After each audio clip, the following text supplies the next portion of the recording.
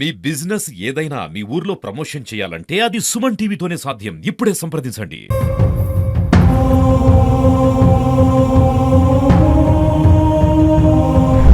Software కంపెనీలో job చేసిన అయితే మా వృత్తి 20 సంవత్సరాలకు ఒకసారి మాకు ఈ వృత్తి వస్తుంది. ఈ మా వృత్తి మేము ఎందుకు కొనిచ్చుకోవాలి?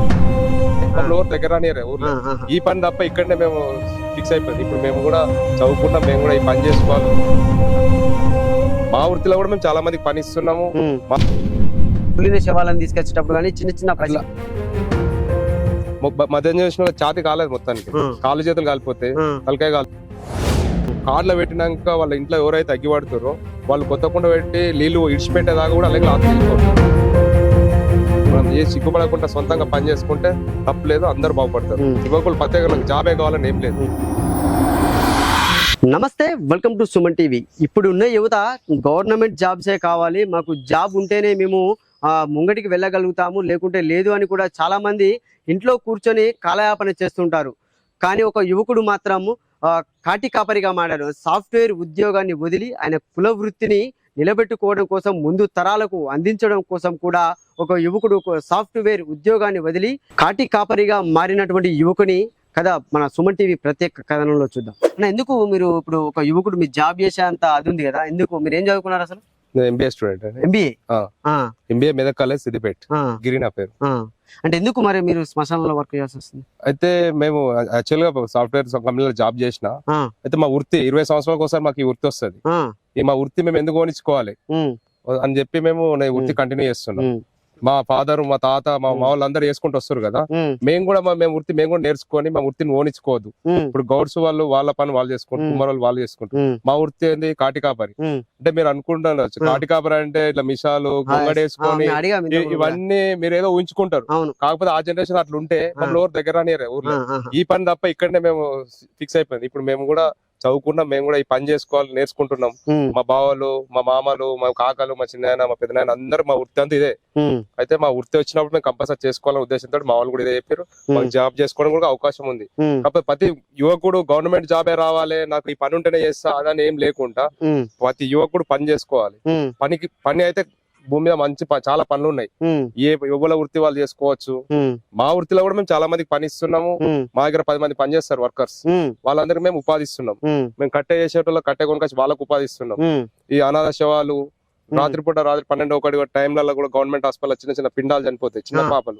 ఆ టైంలో కూడా తీసుకొని హాస్పిటల్ వాళ్ళకి ఇబ్బంది పెడితే ఎవరైనా సరే మేము తీసుకుపోయి వాళ్ళతో డబ్బులున్నా లేకున్నా పోయి మేము ఒక్క తీసి వాళ్ళు పెట్టేస్తున్నాం. రాత్రి 12 గానీ 1 గానీ ఇట్లా అనాథ శవాలు ఉంటాయి, బాయిల పడ్డాయి, మురిగిపోయిన శవాలు, అట్లాంటివి కూడా మేము దగ్గర ఉండి. అంటే ఎట్లా అనిపిస్తుంది అంటే మామూలుగా కుళ్ళిపోయిన శవాలను తీసుకొచ్చేటప్పుడు అసలు ఎట్లా ఉంటుంది అంటే, మీరు ఒక చదువుకున్న వ్యక్తి కదా, అంటే ఇప్పుడు చదువుకుని వాళ్ళంటేనేమో ఒక మీ పెద్దవారు చేశారంటేనేమో కొద్దిగా ఏమో కాదనిపిస్తుంది. కానీ మీకు ఎట్లా అనిపిస్తుంది అసలు? మీరు ఒక యువకుడు ఒక సాఫ్ట్వేర్ జాబ్ చేసి వదిలేసి వచ్చినటువంటి వారు, అట్లా మీకు ఎట్లా అనిపిస్తుంది కుళ్ళిన శవాలను తీసుకొచ్చేటప్పుడు కానీ చిన్న చిన్న పసిగుడ్లు చనిపోయి? అట్లా అంటే ఇప్పుడు ఒక జాబ్ చేసే వ్యక్తికి ఏమంటే వాళ్ళ పై అధికారి ఏమన్నా జాబ్ మిస్టేక్ అయితే ఇట్లా ఉంటే వాళ్ళకు భయం ఉంటది. ఇది మా వృత్తిలో మేము కూడా ఏం మిస్టేక్ చేయొద్దని మాకు ఆలోచన తప్ప ఇదండి శివము మేము భయపడాలి, ఈ కాలింది కాలని భయం అనేది ఏం లేదు మాకు. కంప్లీట్ మేము పని చేసుకొని వచ్చేసినాం. ఆ పని కంప్లీట్ పర్ఫెక్ట్ చేయాలనే ఉద్దేశంతో తప్ప మేము ఎలాంటి భయం అనేది ఏం లేదు. భయం అనేది ఇప్పుడు శివం సగం గాలి ఉంటుంది, తాగిన బాగా తాగిపోయి చనిపోతారు, యాక్సిడెంట్ చనిపోతారు. తాగిన వాళ్ళే అంటుకోసరి మొత్తం కాలకుండా అట్లే ఉంటుంది. దాని మళ్ళీ మేము వచ్చి కట్టెతోటి ఓడడం గానీ, మళ్ళీ డీజిల్ తెచ్చి అంటువేయడం కానీ, కట్టెలు వేయడం కానీ మొత్తం కంప్లీట్ చేసి మళ్ళీ వాళ్ళు పొద్దున బొక్కలు ఏరుకొని వస్తే బొక్కలు రెడీ పెడతాం మేము. అంటే మద్యం సేవించిన వాళ్ళే అంటే మొత్తం కాలేదా? మద్యం చేసిన ఛాతి కాలేదు, మొత్తానికి కాళ్ళు చేతులు కాలిపోతే తలకాయ కాలుతుంది, మొత్తం ఇట్లే ఉంటది బాడీ. ఎందుకట్లా మరి కారణం? వాళ్ళు మందు తాగుతారు కదా, లోపల మొత్తం ఖరాబ్ అయ్యి అట్లే ఉంటాయి. తర్వాత మేము కట్టెతో వస్తే మళ్ళీ అంటుకుంటుంటారు. అంటే మద్యం సేవించి లివర్ గానీ డ్యామేజ్ అయిన వల్ల అంటుకో. అంటే ఎట్లా అనిపిస్తుంది అంటే, మీరు మీ వృత్తిని మీరు చేస్తున్నారు కదా, ఇప్పుడు ఎట్లా అనిపిస్తుంది అంటే గవర్నమెంట్ మీకు ఎలా? నేను ఇంత ముందు వేరే వర్క్ చేసిన, వేరే జాబ్ చేసుకున్నా. మా కాక వాళ్ళు, మా నాన్న వాళ్ళు వీళ్ళు చేసేవాళ్ళు పని. అయితే 1 year నుంచి నేను వచ్చిన దీంట్లో యాక్చువల్ గా ఏంటంటే చనిపోయిన తర్వాత అన్ని ఫార్మాలిటీస్ చేస్తుంటారు. ఇవన్నీ నేర్చుకున్నా నేను కూడా. ఈ ఫార్మాలిటీస్ ఎందుకు చేస్తారు, అసలు కుండ ఏంది, కట్టె పెట్టడం గానీ ప్రతి ఒక్క ఫార్మాలిటీస్ మేము నేర్చుకొని మేము చేస్తున్నాం. ఎందుకంటే రాబోయే తరాలకు కూడా, మా పిల్లలకు గానీ, మా అన్నదమ్ములు ఇంకా నేర్చుకునే వాళ్ళకి కూడా తెలియాలి మా వృత్తి ఏంది. మా వృత్తి క్షీణించకుండా మేము ఇదే వర్క్ చేస్తామండి.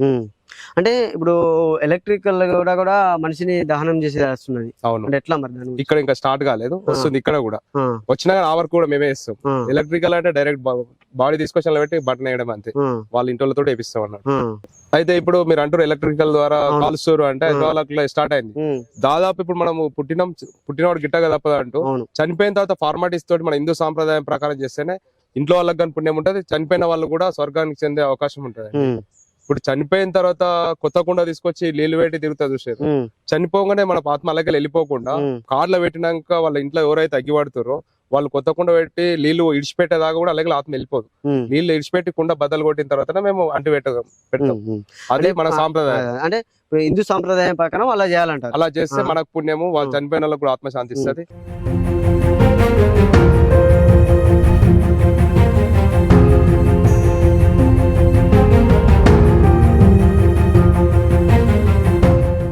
అంటే మీరు ఒక 1 year నుంచి వర్క్ చేస్తా అంటున్నారు కదా, అంటే ఎలాంటి రకాల శవాలను మీకు ఇంతవరకు ఎదురయ్యాయి మామూలుగా?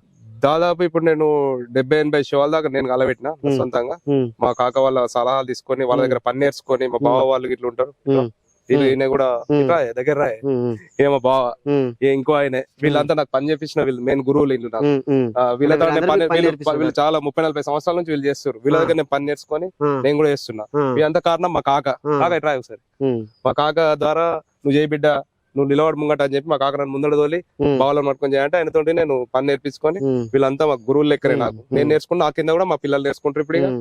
మేము అంటే వృత్తి పిల్లలకు కూడా ఇంకా నేర్పియాలంటారు. అసలు ఎందుకు మరి పిల్లలకి ఎందుకు? ఇది మా అంటే వృత్తి. చదువుకోవాలి కదా. చదువుకుంటాం మేము. చదువు ముఖ్యం మేము చదువు పని చేసుకొని కాదు, ఆ. MBA student. Yes. యాక్చువల్ గా నా వృత్తి నేను కంపల్సరీ వర్క్ నేర్చుకోవాలి. ఆ, నా పిల్లలు అంటే ఒక 4 పిల్లలు ఉంటే ఒక ప్లాన్ కి పని అయితే రావాలి కంపల్సరీ. ఆ, మా తమ్ముళ్ళు ఇప్పుడు జాబులు చేస్తారు, ఉమ్, నేను ఈ పని చేయడానికి వచ్చిన. ఉమ్, ఈ వర్క్ తర్వాత నాకు ఇక నా సోర్స్ ఉంటే నేను చేసుకోగలుగుతా. ఉమ్, మనం ప్రతిదీ కూడా గవర్నమెంట్ జాబ్ కోసం ఆశపడాల్సిన అవసరం లేదు. ఉమ్. ఏ ఒక్కడైనా ఈ పని పని ఏదైనా చేసుకుంటే కూడా ఎదురైంది చేసుకోవాలి. పని చేసుకుంటే హ్యాపీగా బతకగలుగుతాడు. ఉమ్, అన్ని మెయింటెనెన్స్ చేయొచ్చు. ఉమ్, పని ఏదని కాదు, మనం ఏ సిగ్గుపడకుండా సొంతంగా పని చేసుకుంటే తప్పలేదు, అందరు బాగుపడతారు. ఉమ్. యువకులు ప్రత్యేకంగా నాకు జాబే కావాలని ఏం లేదు. ఉమ్. అంటే గవర్నమెంట్ నుంచి మీకు ఎలాంటి ఎట్లా ఏమైనా సహాయ మా- సహకారాలు మాకు- ఉంటున్నాయా? ఎట్లా అంటే మీకు కూడా పిల్లలు ఉంటారు, ఎట్లా అంటే సమాజంలో మీ పరిస్థితి ఎట్లా ఉంటుంది? అయితే యాక్చువల్ గా గవర్నమెంట్ ఈ పని చేసేటోళ్ళు ఇదంటే ఈ పనికి ఒక్కదానికే వాడుకుంటారు, కానీ ఉమ్. మా ఫ్యూచర్ గురించి కూడా వాళ్ళు ఆలోచిస్తారు. ఉమ్, మాకు ఎందుకంటే కొన్ని ఫ్రీగా కూడా చేయాల్సి వస్తున్నాయి, ఉమ్. కొన్ని డబ్బులు ఇస్తుర్రు, ఉమ్, కొందరు ఇస్తలేరు. ఉమ్, మా వాళ్ళందరూ ఇప్పుడు ఈ వర్క్ చేసి తాగి కొందరు ఖరాబ్ అవుతారు. ఉమ్, మాకు కూడా హెల్త్ ఇన్సూరెన్స్ ఇట్లా కానీ ఉమ్. అట్లాంటి గవర్నమెంట్ మాకు ఆలోచించి ఉమ్, మాకు హెల్త్ బీమాలు కానీ చేయించడం కానీ, ఉమ్, మా పిల్లలకు స్కూళ్ళకి ఇట్లా ఏమన్నా డిస్కౌంట్, వాళ్ళు బ్యాగర్ వాళ్ళు ఉమ్, వాళ్ళకి 20,000-30,000 ఫీజులు తీసుకోకుండా వాళ్ళు కూడా చదువుకోవాలి, కానీ మాకు ఉమ్. తక్కువ డిస్కౌంట్ ఏమైనా చేసే ఉమ్. అట్లాంటిది ఏమైనా గవర్నమెంట్ మాకు సహకరిస్తే మాకు చాలా హ్యాపీగా ఫీల్ అవుతాం. ఉమ్. ఎందుకంటే మేము ఎప్పటి నుంచో ఈ వర్క్ చేస్తున్నాం కాబట్టి మా తాతల నుంచి. ఉమ్. అంటే ఇప్పుడు సమాజంలో మిమ్మల్ని అంటే ఎట్లా చూస్తుంటారు? అంటే బయటికి పోతే ఏమన్నా మిమ్మల్ని చూసి భయపడడం కానీ ఏమన్నా ఉంటుంది ఎట్లా? అంటే మీరు చెప్పినట్టు ఫస్ట్ గొంగడేసుకొని అట్లా ఉంటే వీళ్ళు బ్యాగరోడు ఉమ్, కాటి కాపరని అట్లా కొంచెం భయపడదు, కానీ ఉమ్, ఇప్పుడు మొత్తం చేంజ్ అయింది, ట్రెండ్ చేంజ్ అయిపోయింది కదా. మేము కూడా చదువుకొని మేము కూడా మాకు అన్ని రకాల కులాల దోస్తులు ఫ్రెండ్స్ ఉంటారు కదా, ఉమ్, మమ్మల్ని ఈజీగా అందరు మంచిగానే చూస్తారు. ఉమ్, పని చేసినప్పుడు మాత్రం బ్యాగరోడ్ లెక్కనే చూస్తారు, ఉమ్, బయటకు వస్తే మేము కూడా అందరిలా మామూలుగా జనాల్లో కలిసిపోతాం. ఉమ్, అప్పుడు మా తాతలు అప్పుడు రానియకపోదురు, ఉమ్. ఫంక్షన్లకు రానియకపోదురు, ఉమ్. దూరం ఉండాలి అంతే.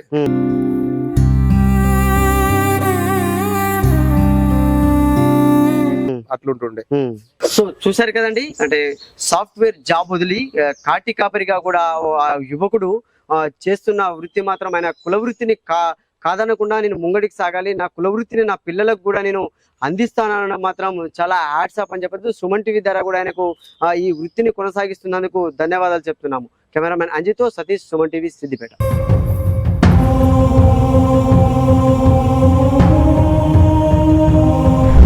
సాఫ్ట్వేర్ కంపెనీలో జాబ్ చేసిన అయితే మా వృత్తి 20 సంవత్సరాలకు ఒకసారి మాకు ఈ వృత్తి వస్తుంది.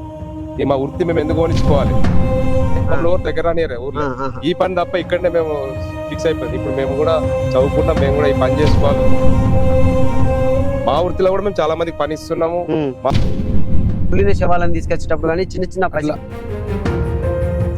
మధ్యాహ్నం చేసిన ఛాతి కాలేదు, మొత్తానికి కాళ్ళు చేతులు కాలిపోతే తలకాయ కాలి కార్లో పెట్టినాక వాళ్ళ ఇంట్లో ఎవరైతే అగ్గిపడుతారో వాళ్ళు కొత్త కుండ పెట్టి నీళ్లు ఇడిచిపెట్టేదాకా కూడా అలాగే ఆత్మ వెళ్ళిపోతారు.